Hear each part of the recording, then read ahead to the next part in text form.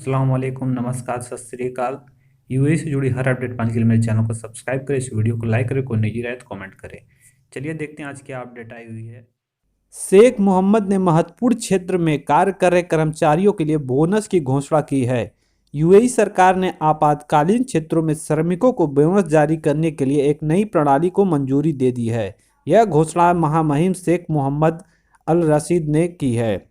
स्वास्थ्य और रोकथाम मंत्रालय में चिकित्सा कर्मचारियों को सीमित किया जाएगा और कोविड का मुकाबला करने के लिए उनकी महत्वपूर्ण भूमिका की सराहना की जाएगी।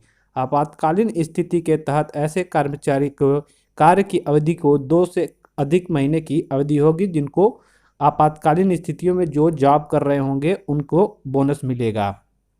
शेख मोहम्मद ने जोर देकर कहा कि यूएई के समुदाय पर गर्व है कि नागरिक और निवासियों दोनों ने सरकार का समर्थन किया और कोविड के प्रसार को रोकने के लिए एहतियाती निर्देश का पालन करने में महान सामाजिक जागरूकता दिखाई।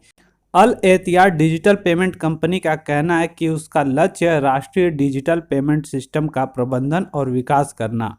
यह डिजिटल पेमेंट सिस्टम सार्वजनिक और व्यावसायिक क्षेत्र और सरकारी खर्चों पर वित्तीय बोझ को कम करने का प्रयास है।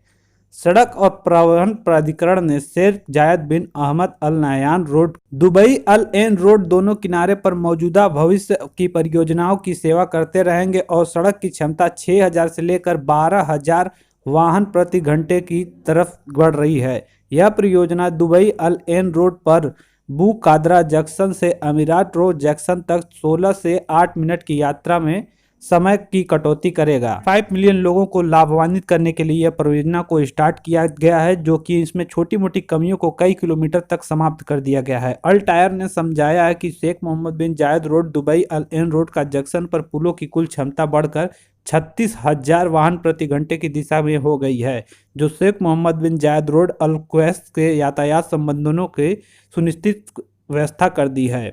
दुबई पुलिस की बचाव टीम के द्वारा एक कार को अल ममजर क्रीक में बहते हुए समुद्र से निकाला गया।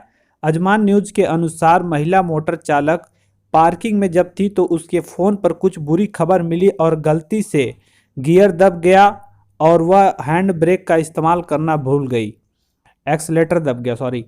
दुबई पुलिस ने मैरीटाइम रेस्क्यू डिवीज़न के निदेशक लेफ्टिनेंट कर्नल अली अब्दुल ने कहा कि 41 वर्षीय अरब महिला को कोई चोट नहीं लगी है, क्योंकि वह समुद्र में पानी में फिसलने से कार भीग गई और वहीं पर डूब गई। उन्होंने कहा कि समुद्र तट के आसपास वाहन पार्किंग थी और उसका ध्यान न देने के कारण यह घटना हो गई है।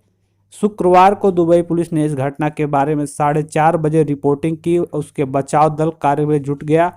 उसके बाद समुद्र से 30 मीटर अंदर जाने के बाद उस वाहन को बाहर निकाला। अबू धाबी में स्वास्थ्य विभाग ने घोषणा की है कि मुजफ्फा के क्षेत्र में स्वास्थ्य कार्यक्रम और कोविड टेस्टिंग का परीक्षण 9 ब्लॉक से 33, 35 और 36 के साथ होगा। इस विभाग ने इस समन्वय को लागू करने की कई यूनिट पेश की है। प्राधिकरण ने बताया कि सभी क्षेत्रों में रहने वाले वीजा उल्लंघनकर्ताओं को उल्लंघन या कानूनी कार्रवाई करने में चिंता की आवश्यकता नहीं, क्योंकि प्राधिकरण के साथ प्राथमिक निवासियों की सुरक्षा और स्वास्थ्य बनी रहेगी। दुबई के सरकारी कार्यालय पूरी तरह से कल से खुल जाएंगे। सारे के सारे ऑफिस जितने होंगे गवर्नमेंट के सारे खुल जाएंगे और शारजाह में सरकारी डिपार्टमेंट अभी 30% ही खुलेंगे।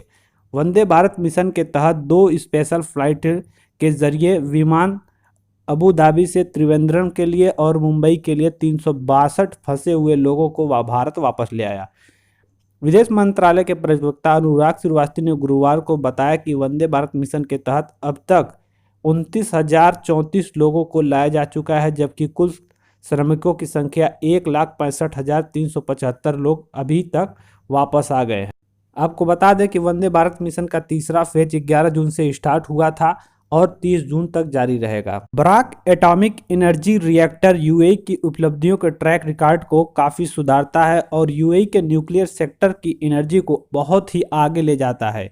वर्तमान में कोविड के संदर्भ में पूरी दुनिया के सामने आने वाली चुनौतियों के बावजूद अबू धाबी अपने परियोजनाओं में निरंतर रूप से आगे बढ़ रहा है।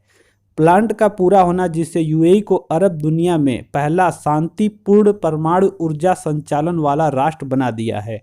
सफलता की कहानियों से भरा हुआ जो 10 साल पहले शुरू हुआ था ब्राक एटॉमिक रिएक्टर आज एमिरेटी के नागरिकों के पास परमाणु एनर्जी के निगम और उसकी सहायक कंपनियों के नवा पावर कंपनी और बराक फर्स्ट कंपनी में 60% कर्मचारी और रिएक्टर के ऑपरेटरों की कुल संख्या 72 है, जिसमें 42 एमिरेती रिएक्टर ऑपरेटर हैं, जो कि वरिष्ठ रिएक्टर ऑपरेटर भी शामिल। पुलिस ने एक नई पहल शुरू की और कहा कि जिन वाहनों के चालकों को ट्रैफिक नियमों का उल्लंघन करने की वजह से वाहन चलाने की इच्छा होती है, वे अपने वाहनों को इम्पाउंड की अवधि के लिए घर में रख सकते हैं। सेवा का रविवार 14 जून से सक्रिय हो जाएगी। नए सेवा में आंतरिक दृष्टि से मंत्रालय और अजमान पुलिस के प्रयासों को एक हिस्से के रूप में आती है। अजमान पुलिस ने कहा कि छोटी ट्रैकिंग डिवाइस सेवा को इम्पाउंड की गई कार के अंदर स्थापित किया जाएगा, ताकि वह पुलिस को सूचित कर सके कि कार इम्पाउंड के टाइम दौरान चली या नहीं चली।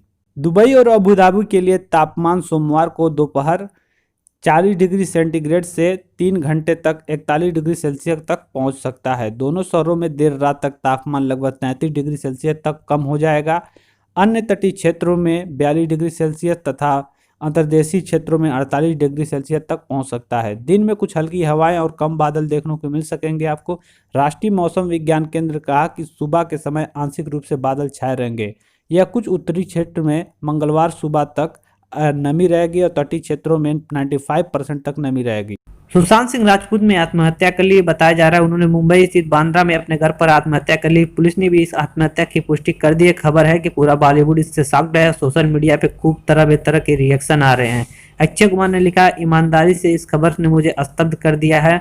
मैं सुशांत सिंह राजपूत की फिल्म छिछोरे को देखकर अपने दोस्त साजिद, जो इस फिल्म के प्रोड्यूसर थे, उसे बता रहा हूँ कि काश मैं इस फिल्म का हिस्सा नहीं होता। बहुत ही प्रतिभाशाली अभिनेता, भगवान उनके परिवार को शक्ति दे इस घटना को सहन करने की। अक्षय कुमार ने इस तरह सुशांत सिंह राजपूत के निधन पर दुख जताया। बता दें सुशांत सिंह राजपूत ने किस देश है मेरा में दिल में काम किया, डेली सोप का है, जो कि एक छोटी सी पहचान उसे मिली है। उसके बाद एकता कपूर के धारावाहिक पवित्र रिश्ता से इनके नाम भारत में घरों में हो गया।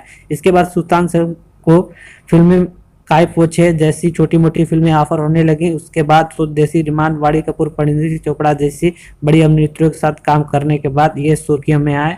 सबसे ज्यादा इनका नाम MS धोनी की बायोपिक में काम करने से आया। सुशांत सिंह राजपूत के बारे में आपका क्या ख्याल है, कमेंट बॉक्स में जरूर बताएं। वो कैसे अभिनेता थे, किस तरह की